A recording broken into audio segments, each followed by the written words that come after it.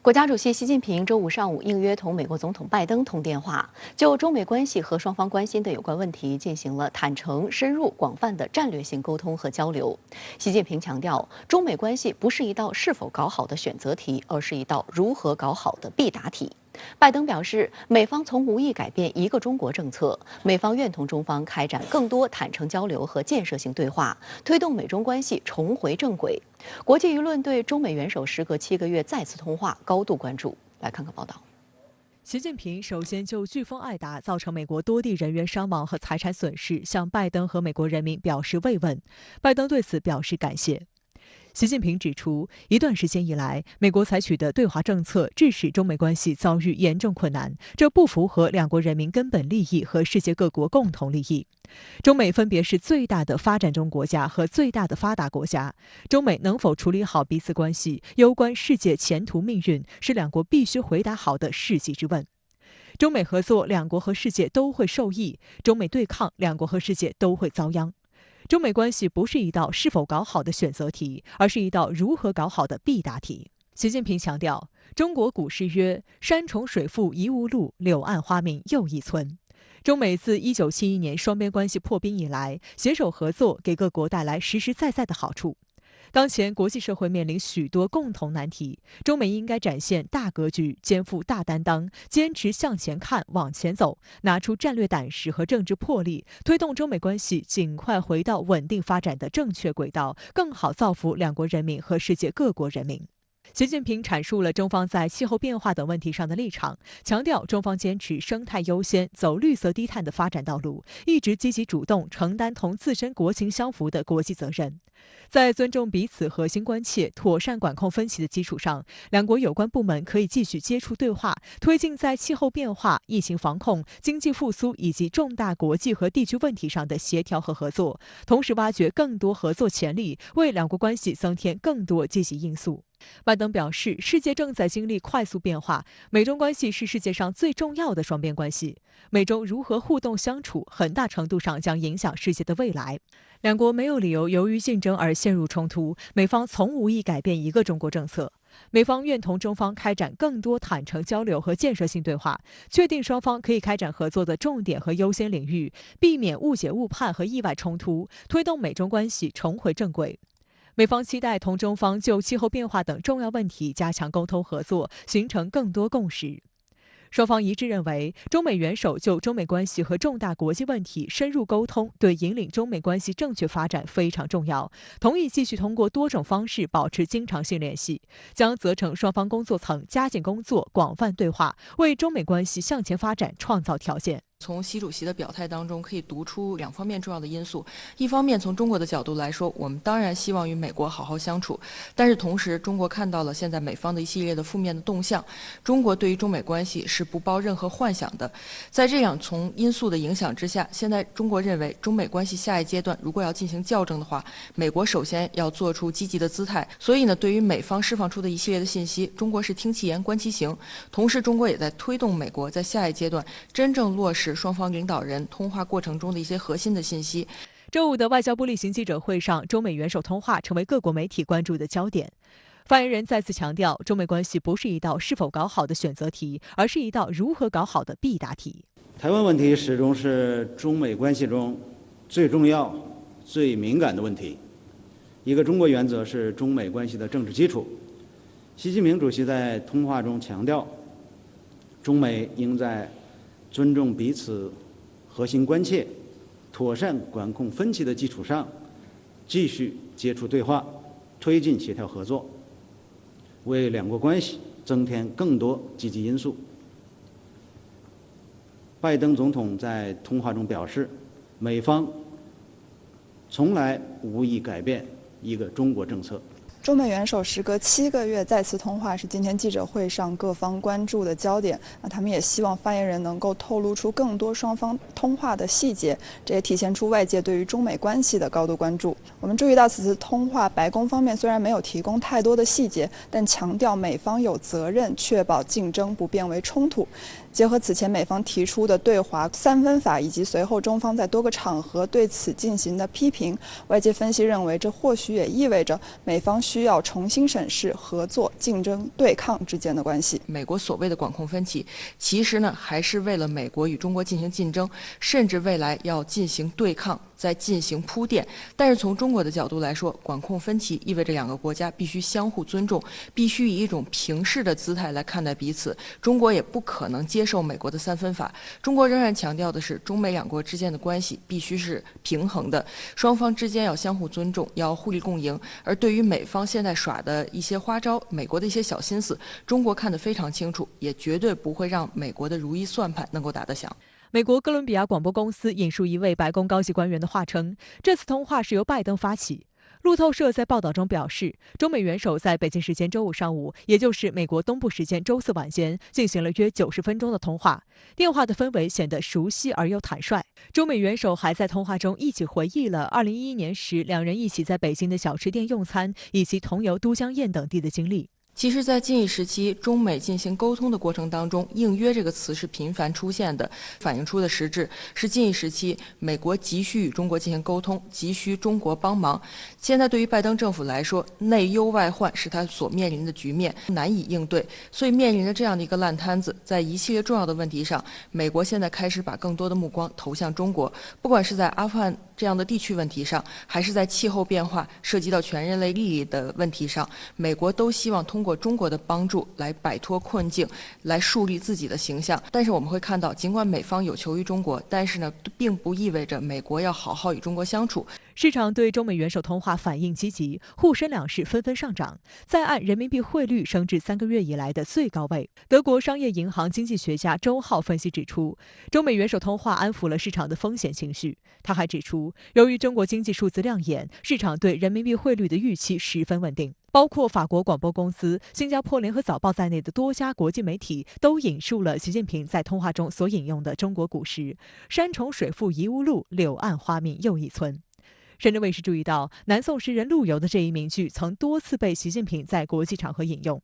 最早是在2013年的 APEC 工商领导人峰会主旨演讲中，他引用这句诗，比喻在遇到困难一种办法不行时，可以用另一种办法去解决，通过探索去发现答案。英国金融时报引述一名美国政府高级官员的话称，中美元首确认双方将确保竞争不会演变成冲突。这名匿名美国官员认为，领导人层面的接触是推动事情向前发展所必须的。该报认为，拜登政府的对华态度比此前外界预期的要更为强硬。但很显然，相比除夕通话，这次的新闻稿释放出更多缓和信号。奥巴马时期的美国总统高级顾问麦艾文指出，在竞争性这么强的国际关系中，领导人外交是管理好竞争的重要组成环节。他认为，7个月内中美元首再次亲自出马，重大意义不言自明。美联社注意到，在中美关系处于低谷时期，两国元首通话没有聚焦分歧，而是着眼于为两国关系的未来走向定调，确认要推动两国关系重回正轨。美联社还指出，拜登上台后试图联合盟友与中国竞争的做法使盟友们不安，因为和美国不同的是，美国的盟友们绝大多数和中国没有安全方面的纠纷，而且供应链体系已经和中国深度融合。分析认为，拜登政府误判疫情以及在阿富汗撤军部署上出现重大失误，都对拜登施政产生了重大影响。本身呢，美国是希望能够在对华政策上拉拢盟友、伙伴，甚至更广范围的国家，来形成对华的包围圈。涉及到国际社会对于中美关系的期待，其实大家也看得出来，很多国家更多的是希望中美能够关系向好，保持大国关系的稳定，保持全球战略稳定，而不希望中美之间发生若干的冲突，导致地区和国际形势出现骤变。而对于一些国家来说，他们从自身的利益来考虑，也绝对不想在中美之间选边站队。法新社则指出，中美元首这通电话显示两国必须在多个重要领域进行合作或者协调。报道引述一名白宫高级官员的话说，元首通话不是为了立即达成某些突破性协议，而是力求寻找中美关系的稳定状态。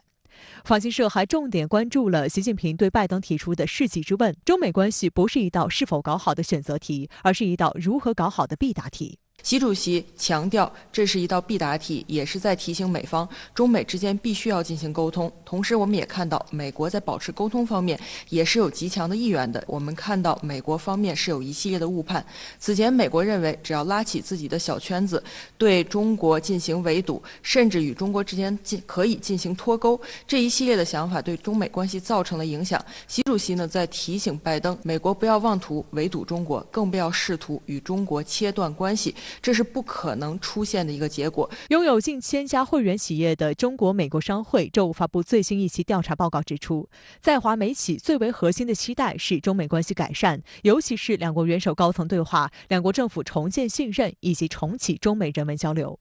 约半数在华美企敦促拜登政府在2021年底前取消对华加征的额外关税。中国美国商会主席吉利根在一份声明中强调，美中关系的整体状况对商界来说一直都很重要。知名公号日渊谈天发文指出，周五的这通电话是1个月以来习近平主席同国家元首或政府首脑举行的第11次通话。拜登上任之后，中美关系越走越远。近几个月来，美国国会有关中国的法案比以往任何时候都多，仅7月1个月就有10几个，其中大多建议采取反对或限制性政策。美国对华打压、遏制与以往相比有过之而无不及。中方的态度很明确，美方的竞争、合作、对抗框架行不通。中方提出的2份清单和3条底线是要给中美互动建立一个新的框架。只有尊重中方的核心关切和重大利益，才能谈合作，才能够广泛竞争。时与势已经在中国一边。面对中美关系这个待解的世纪之问和必答题，中国已经给出了自己的方案。美国怎么答，中国静观其变。有观察指出，在两国领导人2次通话间隔的7个月时间内，中美先后历经了线下的安克雷奇高层战略对话、双边全面经济对话牵头人刘鹤副总理与美国贸易代表和财长的线上通话，美国总统气候问题特使克里的2次访华，以及美国常务副国务卿舍曼访华等一系列高层会晤。此外，中国新任驻美大使秦刚已于7月底赴美履新。美国这边在经历去年10月离任后大使一职空窗期近1年后，拜登政府也提名新的驻华大使人选。这一系列的中美高层互动，放在美国整体对华战略转向、中美关系遭遇严重困难的当下，就显得尤为可贵。简言之，即便按照拜登政府上任之初所说的对华关系进入极度竞争阶段，两国依然保持了接触窗口，而且这些窗口随着全球和亚太周边地缘政治的演化，正呈现一定的扩大趋势。从根本上来说，美国并没有改变对中国的看法，在与中国进行沟通的过程当中，更多的是看到美方希望中国为美国服务，掩藏着极大的自私的因素，一己私利、美国优先原则仍然闪现在美国对华沟通的整体的过程当中，这会对中美关系造成更多的干扰。所以，习主席在与拜登进行通话的时候，也提醒美方，近一时期中美关系出现一系列的问题，责任在美方。如果美方想搞好中美关系，就必须要改正错误，要回归正确的轨道。相关话题来连线推评论员管瑶。管先生您好。中美元首时隔7个月再度通话，国家主席习近平指出，中美能否处理好彼此关系是两国必须回答好的世纪之问，不是选择题，是必答题。您对此如何理解呢？好的，主持人，中美元首呢，只要一通话，全世界都在用心听。新华社今天电稿说，两位元首进行了坦诚、广泛、深入的战略性的沟通交流。白宫声明也使用了 broad， 也就是广泛 ，strategic， 也就是战略性这2个关键词来形容这一次元首间的深入对话。那么，何为战略性呢？尤其涉及到全世界最重要的双边关系，它意味着方向，意味着引领，它是全局性、长远性、纲领性的。那么，也正是基于这样的一种战略认知，我们来领会理解习近平强调指出的世纪之问，就更能品出其中的深意。我们知道，习近平曾经提出国际社会耳熟能详的时代之问，也就是世界那么大，问题那么多，我们怎么办？事实上呢，中国最高领导人这些年在国内外的不同场合，也一直在以中国方案、中国智慧在给出时代之解。去年呢，习近平在深圳前海出席深圳经济特区建立40周年庆祝大会发表重要讲话，曾经对当前形势呢做出深刻判断。世界正经历100年未有之大变局，新冠疫情大流行使这个大变局加速演进，世界进入了动荡变革期。那么在时代之问后，进一步呢提出中美关系的世纪之问，那就时间跨度而言呢，世纪当然它超越时代，所以中国最高领导人强调它是中美两国的必答题，而非选择题。同时呢，因为中美关系的分量、重要性和外部性，中美关系能不能处理好，能不能回到稳定发展的正确轨道，习近平强调这攸关世界前途命运。拜登呢，他也在通话中认同美中如何互动相处，很大程度上将会影响世界未来。那么一言以蔽之，世纪之问，期待世纪之解。这是百年未有之大变局之下，进入动荡变革期的世界对于中美两国的一个共同期待。习近平在通话中特别引用了一句古诗：“中美关系在山重水复疑无路之际，如何实现柳暗花明又一村呢？”对照新华社电稿与白宫声明以及其他权威报道，我们呢可以得出这么几条趋势性的判断。首先，中美元首并不满意两国关系的现状，并且呢展现出打破现状往前走的共同的意愿。那这其中呢，美方意愿来得更加强烈。这一次中方是应约通话，显示呢通话是由美方发起。《华盛顿邮报》今天引述美国商会执行副主席伯麦伦称呢，基于美中关系的现状，要克服紧张，要寻求在疫情、气候、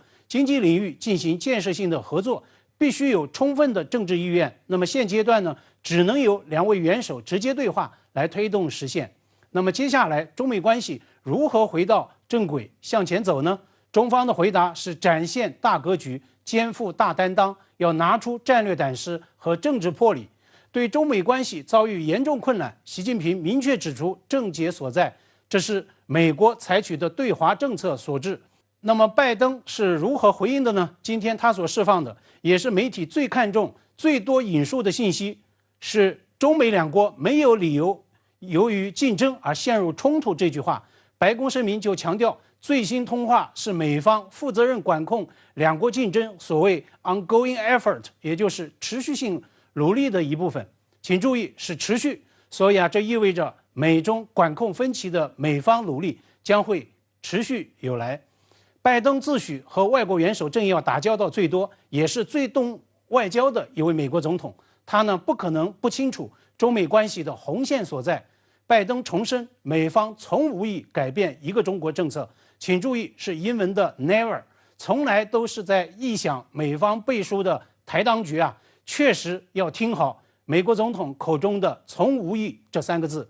最后呢，两位元首也都表达了保持接触对话、推进协调合作的共同的意愿。习近平指出，要同时挖掘更多的合作潜力，而拜登则表示要开展更多坦诚交流和建设性的对话，要避免误解、误判和意外冲突。今天呢，通话消息出来之后，美国媒体一直热议的中美元首线下面对面会晤的这个话题再度急剧升温。《华盛顿邮报》今天呢，甚至已经把时间窗口精确到拜登今年赴欧洲参加气候峰会和 G20 峰会的这2场峰会的间隔期。所以这恐怕意味着中美关系的严重困难阶段呢，确实有望迎来转机。那么柳暗花明也确实可以期待。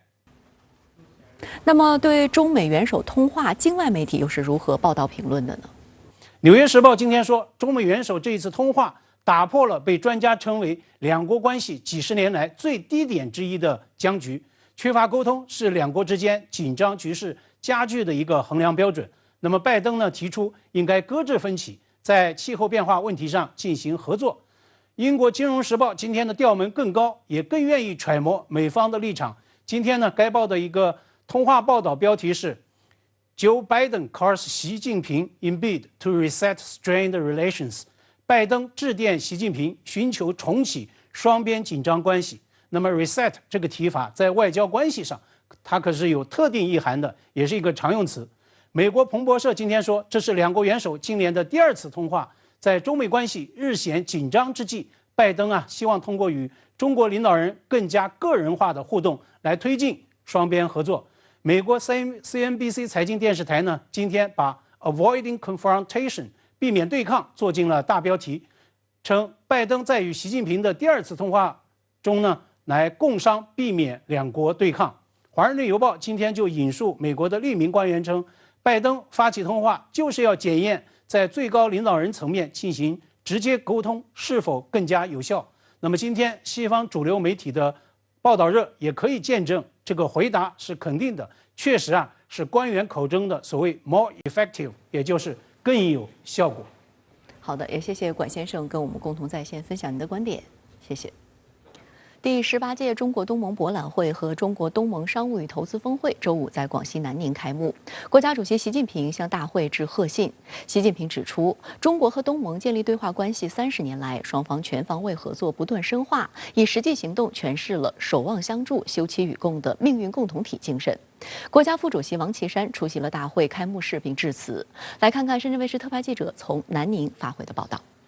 习近平在贺信中指出，去年11月，在第17届中国东盟博览会和中国东盟商务与投资峰会开幕式上，我就建设更为紧密的中国东盟命运共同体提出4点倡议，得到东盟国家积极回应，有关领域合作正持续推进。面向未来，中方认同东盟增强战略互信，深化抗疫、经贸等各领域合作，推动区域全面经济伙伴关系协定早日生效实施，高质量共建“一带一路”，打造更高水平的战略伙伴关系，共同维护好本地区繁荣发展良好势头。国家副主席王岐山周五上午出席了大会开幕式并致辞，希望各方继续利用好这一平台，深化务实合作，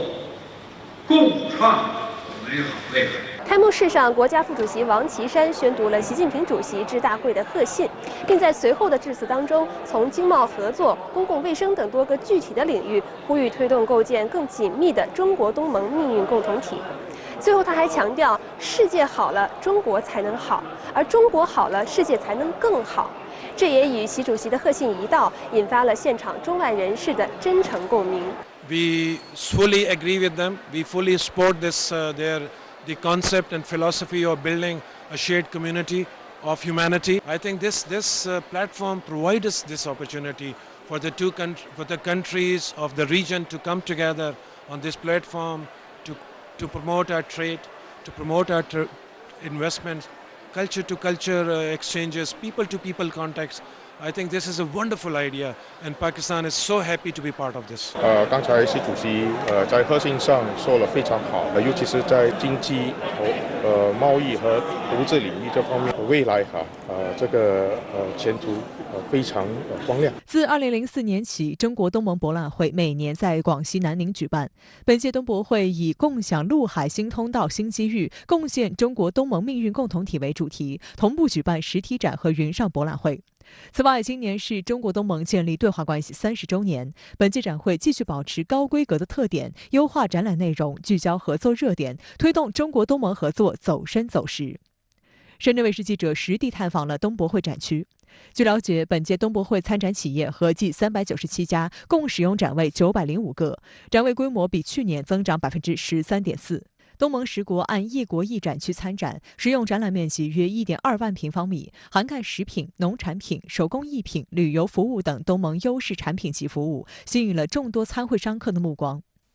来自越南的黄小帆女士经营着一家黄花梨家具厂，从18年前第1届东博会开始就进驻到了这里，去年还获得了东博会上越南参展企业中的销售冠军。她告诉记者，自己的产品拥有许多优势，已经通过东博会吸引了一批又一批的回头客，业务甚至拓展到中国东北地区。每年我都来，通过东博会把那个新的产品推向中国，也是等于做一个广告嘛，一个窗口。除了东盟国家外，在“一带一路”国际展区还集中展示了特邀合作伙伴巴基斯坦以及日本、韩国、澳大利亚等30个国家的120家企业，展位规模较去年增长25.3%。此外，随着区域全面经济伙伴关系协定 RCEP 的生效实施和后续新成员的加入，未来还有望进一步扩大到10加 N 区域，推动形成更高水平、更大范围的区域经济一体化。这将为中国与东盟再次引领新时代区域经济合作提供更加广阔的舞台。为此，本届东博会将推动主办 RCEP 经贸合作工商高峰论坛等相关主题活动。RCEP, although not non-related to Poland directly, I think that the way RCEP and regional cooperation is being handled based on rules will be an example and to the rest of the world. So I think that everyone is is looking very closely at how the new economic order and cooperation is being shaped. 那么东盟的这个博览会的举行呢，客观上也为中国与东盟之间如何进一步贯彻执行 RCEP 的合作的这个进程呢，也是提供了一个很好的机会。欢迎回来，直播港澳台栏目由东鹏灵堂冠名播出，累了困了喝东鹏灵堂。继日本前外务大臣岸田文雄和前总务大臣高市早苗之后，日本行政改革担当大臣河野太郎周五也正式宣布将竞选自民党总裁。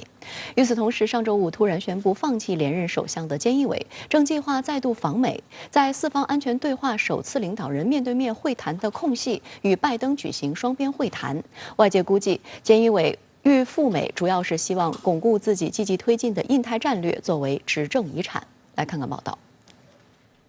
日本行政改革担当大臣河野太郎周五在国会内召开记者会，正式宣布将竞选自民党总裁。この度の自由民主党の総裁選挙に立候補いたします。人が人に寄り添う、ぬくもりのある社会を作っていきたいと思っております。河野太郎是继日本前外务大臣岸田文雄和前总务大臣高市早苗后第3位正式宣布参加自民党总裁选举的候选人，同时这也是河野继2009年之后第2次竞选总裁。为协商参选事宜，河野太郎可谓马不停蹄。周三，他先与前首相安倍晋三进行了会谈，周四又访问财务省，与副首相兼财务大臣麻生太郎会面。现年58岁的河野太郎，去年9月加入菅义伟内阁，今年1月起负责整体协调新冠疫苗接种工作。他曾先后8次当选议员，历任日本外务大臣、防卫大臣等职，隶属于党内第2大派系麻生派，从政经验丰富，在民众中人气也很高。而在上周突然宣布弃选后，菅义伟周四晚在官邸首度举行记者会，对弃选理由再次说明称，认为应专注于应对疫情，做出了不参加自民党总裁选举的判断。菅义伟强调将尽全力履行职责，直到最后。自民党新一届总裁选举将于9月17号发布公告，29号进行投计票。关于在总裁选举中支持哪位候选人，菅义伟称将在发布公告前做出判断，还表示将参加卸任后的下届众院选举。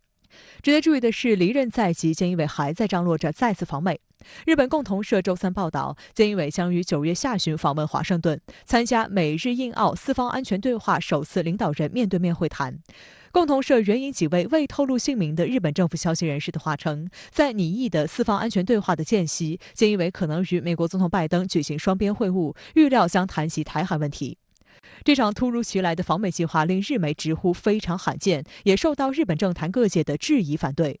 在周四的记者会上，日本内阁官房长官加藤胜信谈及菅义伟访美时，特意回避了详细说明，仅称具体日程还未敲定。被问及菅义伟为何要在任期结束前访美，加藤称这是美方提议菅义伟在辞任前再次同美领导人举行会谈，并表示这是主办国美国决定的。日本政坛也炸开了锅，一位自民党官员质疑称，即将辞任的人去了美国也不会取得什么成果。立宪民主党干事长福山哲郎表示，对未来不负责任的首相为何外访，我是很难理解。众议院议员岩川铁也在国会上猛批菅义伟称，都退出参选了，到底去美国干什么呢？这种时候难道不应该集中精力抗击疫情吗？菅义伟9月能否访美，确实既取决于日本的这种积极的态度，同时也取决于拜登的对他的这个接纳程度。因为我们知道，对于一个即将下台的首相，美国未必能够体现出足够的这个兴趣，尤其是能否谈出一定的成果。但是对于菅义伟来说的话，这一次访美其实是他的这个收官之笔。那么同时，作为担任过首相的一个政治人物吧，也希望能够为下一任或者为后面的日本政治留下一定的政治遗产。今年4月，作为拜登入主白宫后接待的第1位外国首脑嘉宾，菅义伟已经实现了第1次访美，并与拜登就进一步强化日美安保体制、推进印太战略达成了一系列协议。值得注意的是，两人在会谈后的联合声明中明确提及台湾问题，这是自1969年美国时任总统尼克松与日本时任首相佐藤荣作会谈以来，美日首脑会谈联合声明中首次写入有关台湾的内容。相关话题来连线特约评论员刘和平。刘先生您好。日本行政改革担当相河野太郎决定将竞选自民党总裁。中国国内有评论认为，作为自民党内公认的友华派，河野的参选对自民党内的对华鹰派是一个制衡。您对此如何解读呢？确实，河野是有可能赢得本次自民党总裁选举的候选人之一，因为他当前的名望在自民党内是最高的。接下来，他只要能够通过私下的合纵连横，赢得党内其他有实力的派系支持就可以了。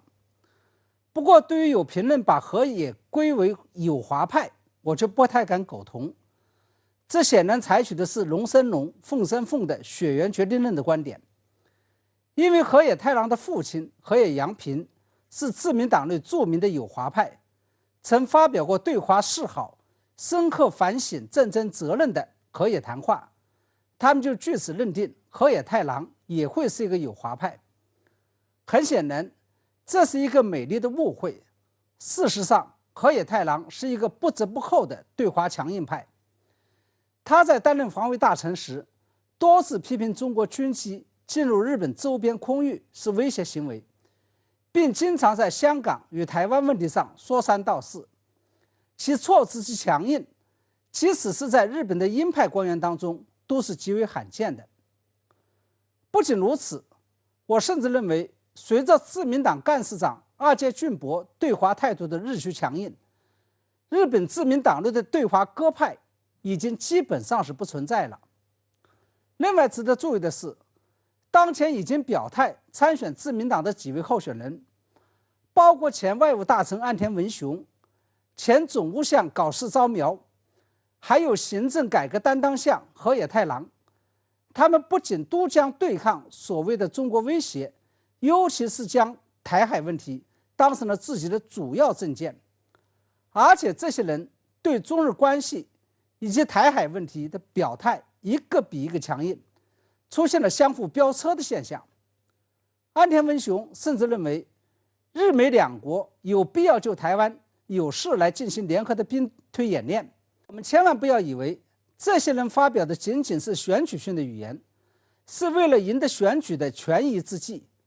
事实上，这才是他们内心的真正想法。只不过这些想法因为这场选举而被充分激发与暴露出来了。日本防卫副大臣中山泰秀表示，台湾与日本的距离非常近，就像鼻尖到嘴巴，所以日本会把台湾的和平稳定当作自己的事，不可能当作别人的事。您对此又是如何看？我们知道，鼻子和嘴巴不仅都是长在一个人身上的两个器官，甚至是长在一个脑袋上的。中山泰秀把台湾发生的事情当成是日本自己发生的事情，很显然，他是把台湾当成了日本的一部分，把台湾问题当成了日本的内政，这就真的是滑天下之大忌了。当然，更加离谱的还是中山泰秀得出这个结论的逻辑推理，